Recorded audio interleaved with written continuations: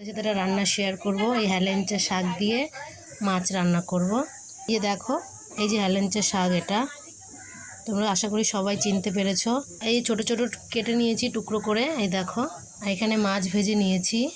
কড়াইতে তেল দিয়ে জিরে ফোড়ন দিয়ে দিলাম।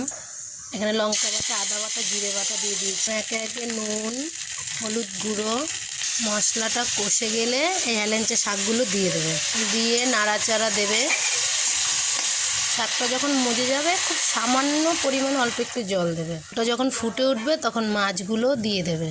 আমি এখানে বড় মাছ দিয়ে রান্না করেছি। এটা যদি তোমরা ছোট মাছ পাও তো খুব ভালো, ছোট মাছ দিয়ে রান্না করলে খুব ভালো হবে। টাটকা ছোট মাছ দিয়ে রান্না করবে, করে খেয়ে দেখবে, খুব ভালো লাগবে, কিন্তু শরীরের পক্ষে এটা খুব উপকার। এই দেখো, তরকারিটা নামিয়ে ফেলেছি।